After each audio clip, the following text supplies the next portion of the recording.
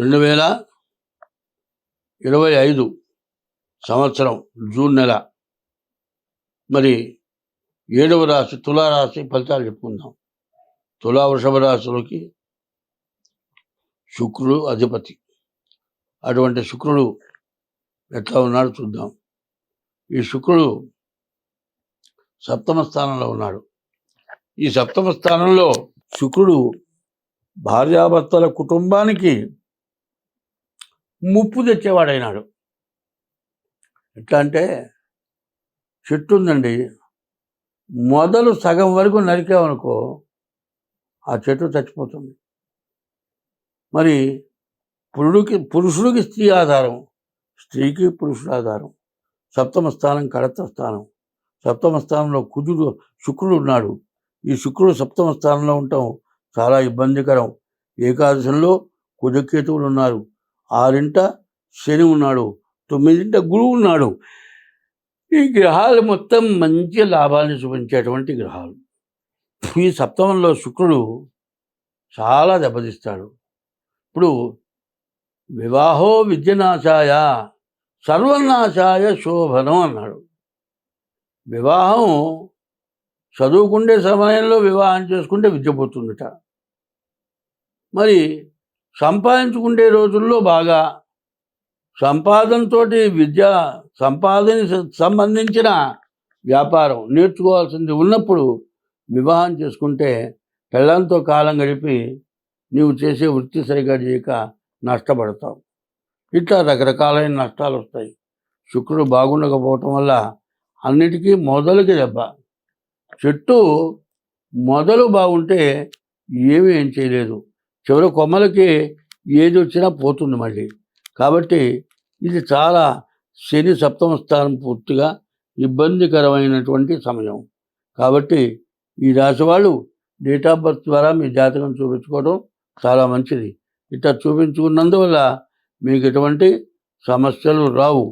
కాదండి, పొద్దు గూకులు ప్రతి వాళ్ళు యూట్యూబ్లో జ్యోతిష్యం చెబుతున్నారు, తలావుడు చెబుతున్నారు. ఎవరు చెప్పింది నాకు అర్థం కావట్లా.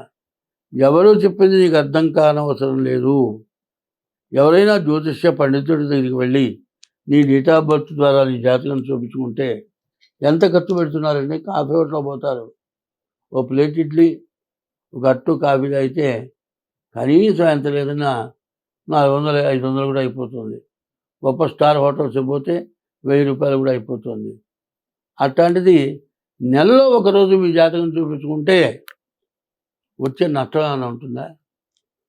నష్టం ఉండదు, లాభమే ఉంటుంది. కానీ నష్టమైన దానికి ఖర్చు పెడతారు, లాభం వచ్చేదానికి ఖర్చు పెట్టరు.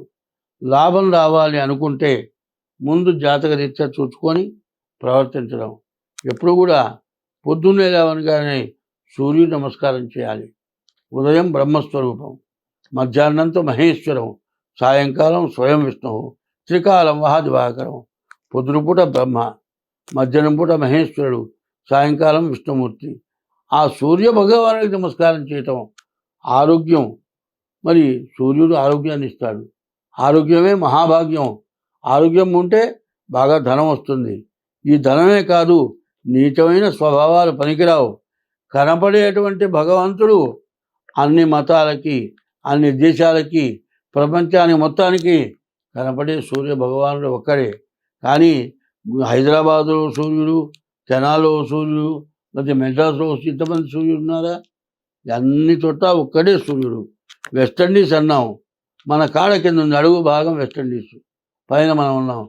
ఒక టైంలో అక్కడ సూర్యుడు కనబడతాడు, ఒక టైంలో ఇక్కడ సూర్యుడు కనబడతాడు. ఎప్పుడు కూడా భగవంతుడు అంతర్యామి అంటారు. సూర్య భగవానుడు అంతర్యామి, ఎవరికి తెలిసి చేయడు. ఎవరికైనా సరే కష్టం వచ్చినప్పుడు ఆదుకుంటాడు. కాబట్టి అటువంటి సూర్యుడిని ఎవరైతే పూజిస్తారో వాళ్ళకి తెలిసి చేసిన పాపాలు కూడా పోతాయి. కాదు, ఈశ్వరార్చన ఎవరైతే చేయించుకుంటారో వాళ్ళకి సమస్త దోషాలు పోతాయి. కానీ ఇప్పుడు ఉన్న పరిస్థితి ప్రకారం మరి నష్టాలు రావటానికి చాలా కష్టాలు ఎక్కువగా కనబడుతున్నాయి. సప్తమ శుక్రుడు మాత్రం పూర్తిగా విభిన్నంగా ఉన్నాడు. దానివల్ల నష్టం రావడానికి అవకాశం ఉంది. పరస్త్రీ వ్యామోహంతో మగవాడు పోయినా పరపురుష వ్యామోహంతో ఆడమనిషి వెళ్ళినా ఇక వాడు మాత్రం ఈ జన్మకి కలవరు, విడబడిపోయిన వాళ్ళు కలవరు, చాలా ఇబ్బంది పడతారు. కాబట్టి ఈ రాశి వాళ్ళు చాలా జాగ్రత్త పడాలి. స్వస్తి. 2025 సంవత్సరం మార్చి 30వ తారీఖున సంవత్సరాది రోజున 6 గ్రహాలు ఒక కూడినాయి. షడ్గ్రహ కూటమి అన్నారు. ఈ షడ్గ్రహ కూటమి వల్ల రకరకాల సమస్యలు వస్తాయని నేను ముందే చెప్పా. యుద్ధం, అందులో అంతర్యుద్ధం అని చెప్పా. అంతర్యుద్ధం అంటే ఎవరికి అర్థం కాదు, ఎవరు కొట్టుకుంటున్నారో అర్థం కాదు. మంచిగా మాట్లాడుకుంటూనే ఉంటారు, ఒకళ్ళకొకళ్ళు ద్రోహం చేసుకుంటారు. ఇది అంతర్యుద్ధం అంటారు. ఈ అంతర్యుద్ధం కూడా పాకిస్తాన్ ఏం చేసింది, యుద్ధానికి దిగితే దిగలేదు, దిగితే మన వాళ్ళు కొట్టేస్తారు, అనుమానం లేదు. సరాసరి యుద్ధాన్ని రావట్లే, దొంగతాడు దెబ్బలు కొడుతున్నారు. సరే, యుద్ధానికి ప్రపంచ దేశాలు ఒప్పుకొని యుద్ధం జరగటం కాదు. ఈ విధంగా యుద్ధం జరుగుతుంటే దాదాపు పాకిస్తాన్ 3 వంతులు అయిపోయింది. అయినా కూడా మరి కొన్ని దేశాలు ఆపుంటున్నారు, ఆపారు, మళ్ళీ యుద్ధం చేశారు. ఇది ఎటువంటిదంటే ఎవరు కూడా ఒప్పుకునే పని కాదు చేసేది. ఏది చేసినా కరెక్ట్గా ఉండాలి. ఏమంటారంటే బియ్యానికి కయ్యానికి సమతీటు ఉండాలట.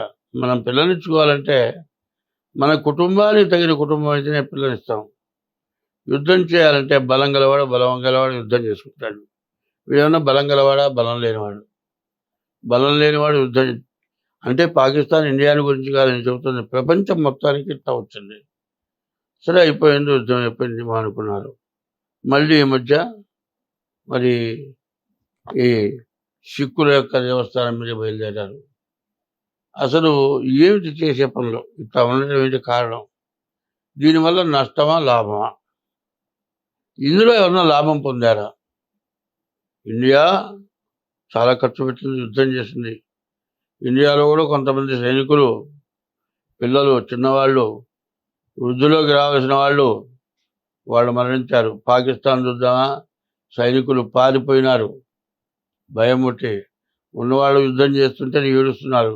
ఇంకా యుద్ధం యుద్ధం యుద్ధం, ఏమి యుద్ధం అసలు? ఈ యుద్ధం ప్రతి వృత్తిలో వస్తుంది, చూసుకోండి. వాడు యూట్యూబ్లోనే వచ్చేసింది. ప్రతి వాడిది ఒక గొడవ. నేను చెప్పేది నువ్వు కాదంటావు, నువ్వు చెప్పేది నీ కాదంటాను.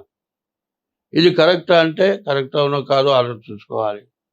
ఇప్పుడు జరగబోతున్నది అంతర్యుద్ధమే. ఇక్కడి నుంచి 2028 వరకు బాగాలేదు. కాబట్టి జ్యోతిష్యం అనేటప్పటికల్లా మేషరాశి నుంచి మీనరాశి వరకు కూడా ఇప్పుడు జూన్ నెల మాస ఫలితాలు చెప్పుకుంటున్నాం.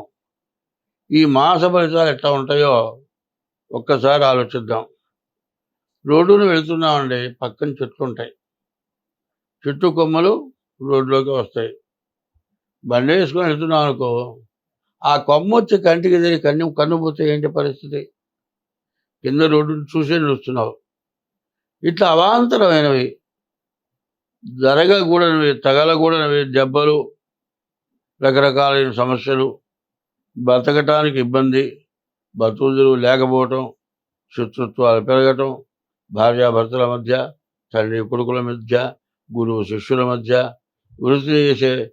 ఏ వృత్తి చేసే వాళ్ళైనా వాళ్ళకి ఇట్లాంటి సమస్యలు వచ్చి చాలా కష్టాలు, నష్టాలు పడుతున్నారు.